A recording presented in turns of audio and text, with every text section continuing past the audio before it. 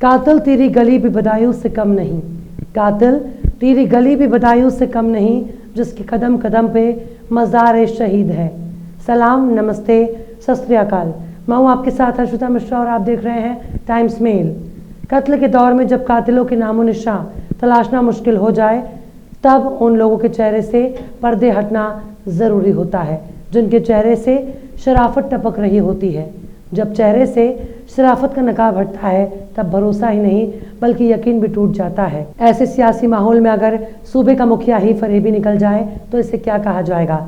सियासत आजकल फरेब में लिपटी हुई नज़र आ रही है, लेकिन जब जमहूरियत में सेकुलरिज्म का लिबादा ओढ़कर ऐसे जासूस शामिल हो जाएं जो खुद को बहुत ही पाक दामन मानते हैं, जो खुद को दुनिया की सबसे पुरानी पार्टी का लीडर मानते हैं, जो खुद को जमहूरियत का मुहाफिज मानते हैं, तो ऐसे में सवाल है कि जमहूरियत के इन मुहाफिजों और जमहूरियत के दुश्मनों के बीच के रिश्ते को क्या कहा जाएगा। जाहिर सी बात है, खुले तौर पर इसे रिश्ते को दुश्मनी कहा जाएगा, लेकिन जब दुश्मन ही आपके घर में घुसकर बैठ जाए, जब लोकतंत्र का विरोधी ही आपके खेमे में शामिल हो जाए, जब दुश्मन पर सवाल नहीं बल्कि उस शख्स पर सवाल उठता है जो खुद को लोकतंत्र का रक्षक कहता है, जो खुद को जमहूरियत मुहाफिज कहता है। हमारे देश की सबसे पुरानी सियासी पार्टी खुद को लोकतंत्र का रक्षक कहती है।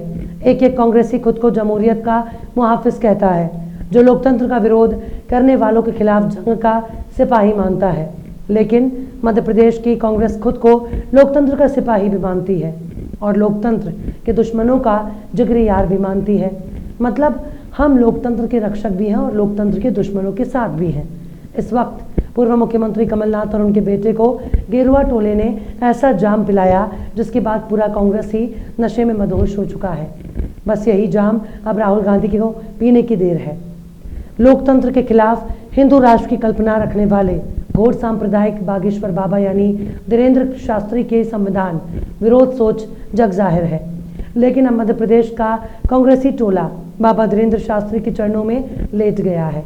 पूर्व मुख्यमंत्री और मध्य प्रदेश का कांग्रेस का अध्यक्ष अगर संविधान के दुश्मन के चरणों में लेट जाए तो राहुल गांधी को बताना चाहिए कमलनाथ और उनका बेटा अब तक उनकी पार्टी में जासूस के तौर पर देखे जाएंगे या फिर संविधान रक्षक के तौर पर गिने जाएंगे। इस तस्वीर को देखिए।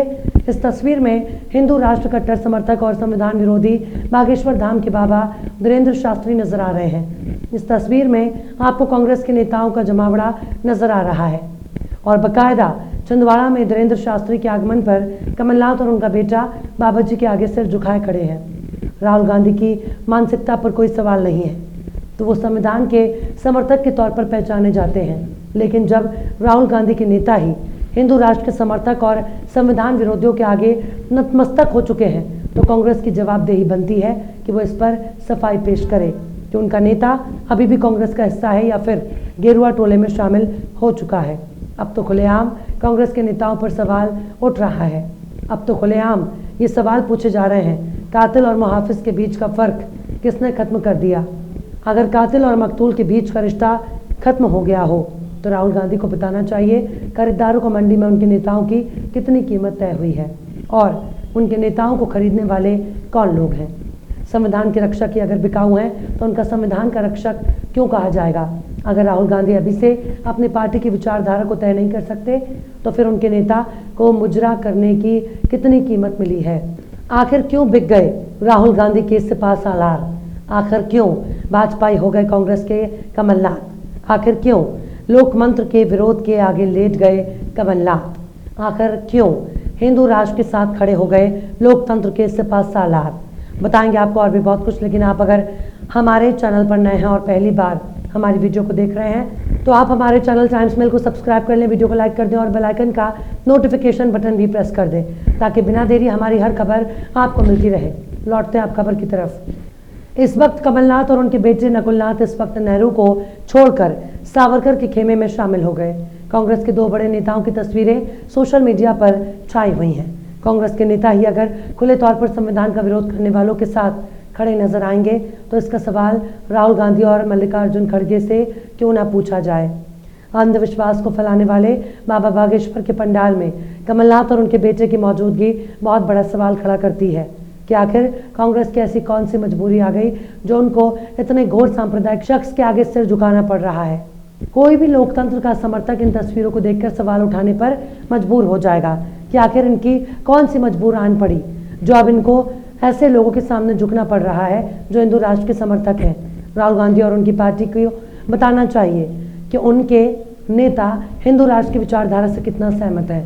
उनको बताना चाहिए कि उनके नेता संघ और भाजपा के कितने बड़े समर्थक हैं। कमलनाथ और उनके सांसद बेटे को बताना चाहिए कि जिस शख्स ने राहुल गांधी को दुश्मन घोषित कर दिया उस शख्स के आगे उनको क्यों झुकना पड़ा। कमलनाथ के बेटे नकुलनाथ ने ट्विटर पर 5 जुलाई को एक वीडियो पोस्ट करते हुए लिखा कि परम पूज्य पंडित धीरेन्द्र कृष्ण शास्त्री जी की बागेश्वर धाम सरकार का छिंदवाड़ा हवाई पट्टी पर स्वागत। हमारा सौभाग्य है छिंदवाड़ा की पावन भूमि पर आपके चरण स्पर्श हुए गुरुदेव। मतलब कमलनाथ की लल्ला इस वक्त बागेश्वर धाम के धीरेन्द्र शास्त्री का चेला बन चुका है। जब कमलनाथ के घर में हिंदू राष्ट्र का दस्तक हो ही चुका है तो फिर लगे हाथ कमलनाथ और उनके बेटे को संघ में भी शामिल हो जाना चाहिए, उनके बजरंग दल और वीएचपी में शामिल हो जाना चाहिए। लेकिन ये तस्वीर तो सिर्फ एक बानगी है। समाचार एजेंसी एएनआई की फुटेज ने तमाम कांग्रेसी खेमे में हड़कंप मचा दिया है। वरिष्ठ पत्रकार अजीत अंजुम ने ट्विटर पर लिखा कि पता नहीं आपकी क्या मजबूरी है कि आप भी इनके चरणों में जा गिरे।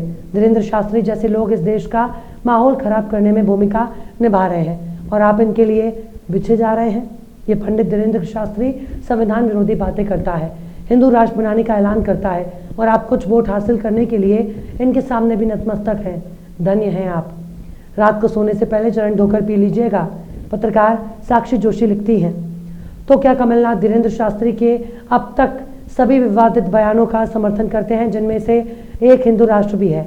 ये जानना जरूरी है क्योंकि ये बाबा दोनों ही पार्टियों के लिए वोट जुटाने की मशीन बना हुआ है। चुनावों से पहले जनता को भी तो इन जवाबों को प्राप्त करने का सौभाग्य प्रदान करे। आचार्य प्रमोद कृष्णम लिखते हैं कि मुसलमानों के ऊपर बुलडोजर चढ़ाने और आरएसएस का एजेंडा हिंदू राष्ट्र की खुल्लम खुल्ला वकालत करके संविधान की धज्जियां उड़ाने वाले भाजपा के स्टार प्रचारक की आरती उतारना कांग्रेस के वरिष्ठ नेताओं को शोभा नहीं देता। आज रो रही होगी गांधी की आत्मा और तड़प रहे होंगे पंडित नेहरू और भगत सिंह, लेकिन सेकुलरिज्म के ध्वजवाहक जयराम रमेश, दिग्विजय सिंह, मल्लिकार्जुन खड़गे, प्रियंका गांधी, राहुल गांधी, ये सब देखकर हम हिंदुस्तानियों का दिल रोता है। क्या आप स्वीकार करेंगे कि कांग्रेस इन जैसों के चरण में लौट कर विजय प्राप्त करे? ये आती है, ये दुखद है।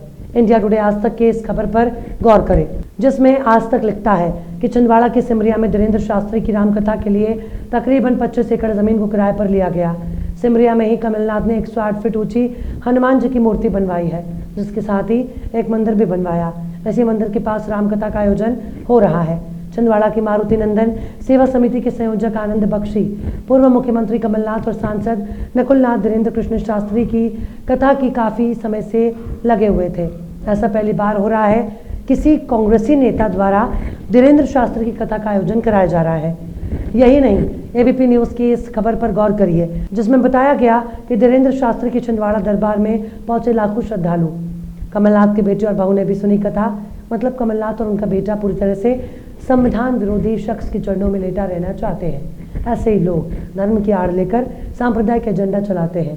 राहुल गांधी जिस मोहब्बत की दुकान को खोलना चाहते हैं उसी मोहब्बत की दुकान में नफरत की पकवान तैयार हो रही है और देश को बांटने वाले लोग इस वक्त कांग्रेस के सिरमौर बन गए हैं। बहुत ही हैरानी और अफसोस के साथ कहना पड़ रहा है कि राहुल गांधी की नफरत की दुकान को अब उन्हीं के नेता ही आग के हवाले कर रहे हैं। कांग्रेस खुश है कि वो चुनाव में बागेश्वर बाबा के समर्थकों का वोट हासिल करेगी, लेकिन जब बहुसंख्यकों को खुश करके ही वोट हासिल करना मकसद रह गया है तो फिर इस काम में भाजपा सबसे आगे है। कमलनाथ और उनका बेटा को पीछे पीछे दौड़ रहे हैं। इसलिए कांग्रेस को सबसे पहले इन नेताओं को पार्टी से बेदखल करना चाहिए जो संविधान के दुश्मनों के साथ कदम ताल कर रहे हैं। और राहुल गांधी खामोश हैं। पता नहीं इस चुप्पी के क्या मायने हैं, लेकिन हालात बता रहे हैं कि कांग्रेस के भीतर बैठी संघीय नेताओं के चेहरे से पर्दा हट रहा है और अगर वक्त रहते ठोस कदम नहीं उठाया तो उनकी शाखा टूट जाएगी।